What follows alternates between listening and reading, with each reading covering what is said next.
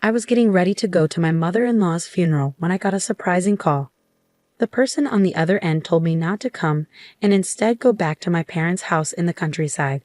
Confused but following orders, I went back home to the rural Midwest where I grew up. Later, my husband explained that his sister, Jessica, who he hadn't talked to in a long time, had shown up. Jessica's first words after hearing about our mother's death were about the inheritance she'd get. I couldn't believe she was thinking about money at a time like this. I decided to stand up for my mother-in-law's memory and confront Jessica. We argued a lot, and in the end, she ended up in jail. My name is Kristen, and I'm just a regular housewife. My husband, Charles, works at a company, and we're usually pretty happy together. I know a lot of women struggle with their in-laws after getting married, but I've been lucky. I had a great relationship with my mother-in-law, Charlotte. Kristen, what do you think of this cardigan? I needed it thinking it might suit you. For me? Thank you. It's adorable, and your knitting is really impressive. I'm glad you like it. The wind is getting chilly, so be careful not to catch a cold. Absolutely. Hey, if it's all right with you, could you teach me how to knit sometime? That's how it went. Charlotte's smile was always warm and kind. She meant a lot to me. She even helped us out financially sometimes. I loved her like a second mom. But then Kristen, Mom passed away in the hospital. I found out just the other day. Her death shocked me, and I couldn't eat much for a while. It's hard, but I have to accept it. Charlotte had been fighting terminal cancer for years, going through tough treatments. Even when I visited, she always greeted me with a smile, trying not to worry us. I couldn't just cry forever. I decided to remember her with a smile. So I was getting ready for her funeral, which would be at my husband's family home. Then, out of the blue, my phone rang. It was my husband's family calling. He had gone ahead to prepare for the service. Maybe he forgot something. I answered, expecting it to be him. But instead, I heard, Kristen, don't come to the funeral. Go back to your parents' house in the countryside right away. My husband's voice sounded panicked through the phone. Wait, what? You want me to go back to my parents' house? Why are you so worried? Sorry, there's a problem at the venue. I'll explain when we meet. I was confused. What problem? He seemed really flustered, which was unusual. Okay, calm down. I'll go to my parents' house as you said. Take a cab. I'll be there soon. Bye. He hung up abruptly. I had so many questions, but if Charles said to go, there had to be a good reason. So I changed my plans and headed to my parents' house feeling pressured. Kristen, what's going on? Isn't today Charlotte's funeral? Come inside first, and I'll explain. When I told them what happened, they were just as confused as I had been. But we couldn't discuss much without Charles. We waited anxiously for him. About an hour later, he rushed in. Kristen, are you okay? I'm fine, but what happened to your hand? I noticed my husband's hand was wrapped in a bandage. He touched it with a pained expression and began to explain what had happened at his parents' house. Turns out, my husband has an older sister named Jessica, who's caused trouble for the family since she was young. She's had lots of problems with the police. Despite all this, his mom, Charlotte, never gave up on Jessica. She even took responsibility for Jessica's debts, believing she'd pay them back. But Jessica broke her promise and left home. That was the last they heard from her until the day of their mother's funeral. She showed up asking about her inheritance right after Charlotte passed away. My husband was furious. How could she ask about money at a time like this? He told Jessica she was cut off from the family long ago, and to Charlotte, her real daughter was me, not Jessica. What? Kristen? Who's that woman? It's ridiculous if she can inherit and the real daughter can't. Jessica's face turned red with rage upon hearing the truth. She grabbed my husband's phone and stormed out of the house, spewing hostile words. Apparently, she bit my husband during the confrontation, causing his injury. I quickly locked the phone remotely, but it seemed she might have figured out our address and seen Kristen's face in the contacts and photos. Oh my, I can't believe this. I was stunned to hear about my husband's sister for the first time, and it was shocking to know she was such a terrible person. I'm sorry for keeping this from you. It's a family issue. My husband apologized with a pained expression. We were trying to figure out what to do next, trying to comfort my distressed husband. Well, we should probably avoid our city home for a while, just to be safe, he suggested. Is our rural home address secure? Yes, I didn't save it on my phone just in case. We decided to stay at our rural home. As the new day began, the sun rose and the birds sang. I'm heading to work. If anything happens, call me on my spare phone, okay? Have a good day. I waved goodbye to my husband as he drove off, forcing a smile. But inside, I was filled with worry. What if my sister-in-law showed up? What if she tried to harm me? These thoughts kept me on edge. Whenever I closed my eyes, I couldn't shake the memory of Jessica's angry face at my husband's family home. But here in our rural home, life was calm. Days passed without any trouble, and I started to feel more at ease. The worries that had haunted me were fading away, almost gone. If only the problem with my sister-in-law could just vanish. I began to feel hopeful. But then everything changed. Hello, are Charles and Kristen here? That day, a police officer from the local station showed up at our door. What's going on? I asked nervously, sensing something bad. And unfortunately, I was right. Our city home had been broken into, and the police had just been called to the scene. I quickly contacted my husband, and we hurried back together. When we got there, it was chaos. Every drawer was open, like a tornado had hit. Is anything missing? The officer asked. We checked with them inside the house. Thankfully, our important documents and valuables seemed untouched, but a few $100s were gone from our dresser. Also, there have been reports of a suspicious woman hanging around the area lately, the officer added.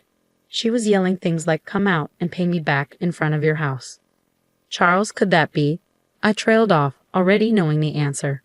My husband nodded, confirming my suspicions. We explained the situation with Jessica to the police. The police handled the situation with the disrupted funeral, the stolen phone, and my husband's injured hand quite efficiently. It helped that we had already reported the phone incident to them. We had to give a detailed statement at the police station and didn't return to our rural home until it started to get dark. Thankfully, the burglar was caught soon after, and as we suspected, it was Jessica, my sister-in-law. The police told us that she had the audacity to stay in a hotel near our house after the burglary.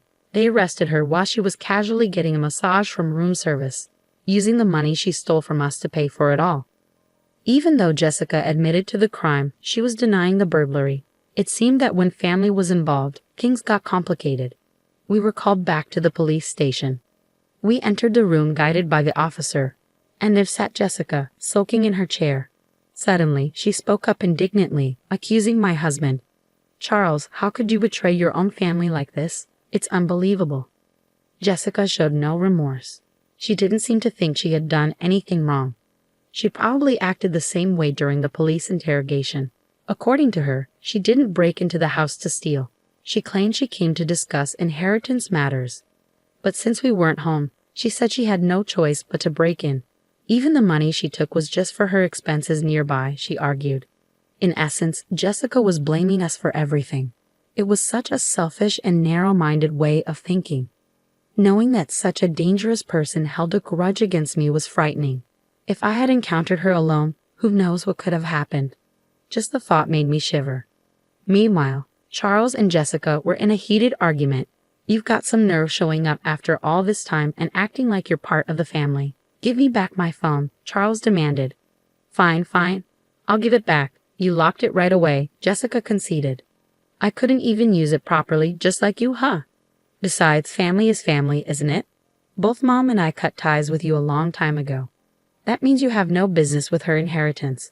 Oh, and leaving all her money to a stranger's daughter instead of her own. Was the old hag out of her mind or what?" I couldn't bear to hear such disrespectful words about Charlotte, so I found myself shouting before I even realized it. But Jessica just glared at me, clearly annoyed. "You're that Christian woman, right? The one who stole the inheritance that was supposed to be mine." "No, I didn't steal anything." "What are you talking about?" I tried to defend myself, but Jessica's intense stare made me feel uneasy. I couldn't find the right words. It felt like she could see right through me, and she began to laugh, as if she had won. At that moment, the police officer intervened. "Let's all calm down. It seems there's a lot to discuss, so why don't we have a family discussion first?" He must have decided it was a family matter. "We can talk about the charges and everything else later," he said, bringing the situation under control. Later, we gathered for a formal discussion at my in-laws' house.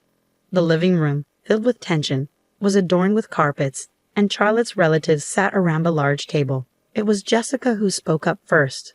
"If you give me my share of the inheritance, I'll forgive all the past conflicts.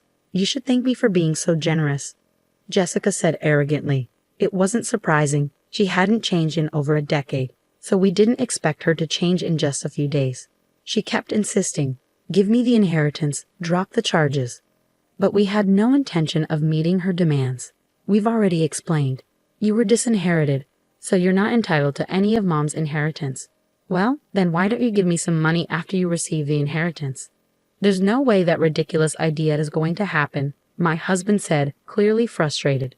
I tried to calm him down before addressing Jessica, trying my best to keep a level head. Jessica, did you actually read all of Charlotte's will? There was a section about you as well. I'm only interested in the part about the inheritance. The rest is probably just her complaints against me. No, Charlotte was worried about you. She felt regretful. I explained. Well, then she should have given me the inheritance even more so, Jessica retorted with annoyance. I felt angry, but mostly just sad. She saw her own mother, Charlotte, as nothing more than a way to get money. Charlotte didn't leave you any money because she knew it wouldn't change you, I said, not waiting for her response. I won't let someone like you have any of Charlotte's money.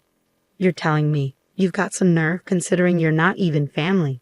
I don't want to hear that from someone who abandoned their own family ties, I shot back. Jessica seemed taken aback for a moment, then her eyes narrowed, glaring at me intensely. It was a frightening look, but this time I didn't look away. There's nothing more to discuss. Please leave now, I said firmly, meeting Jessica's intimidating gaze.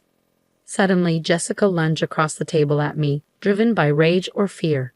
But my husband and other family members quickly restrained her.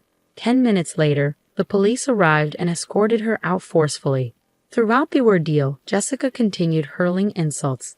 But by the time she was placed in a patrol car, she seemed defeated, slumping her shoulders. Later, I learned that Jessica was sent to prison.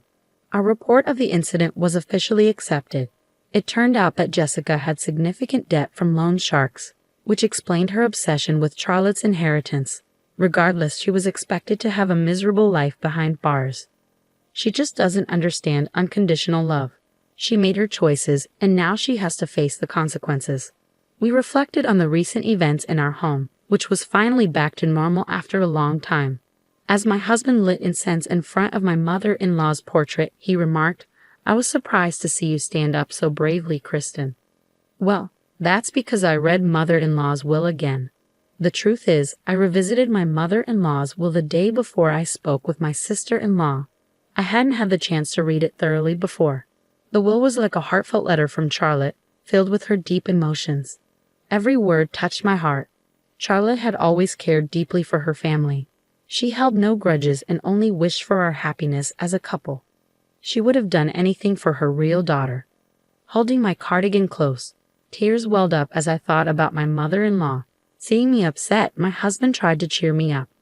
"Kristen, can you teach me how to knit too?" "Of course, I'll teach you the knitting technique Charlotte used," I said, wiping away my tears with a smile.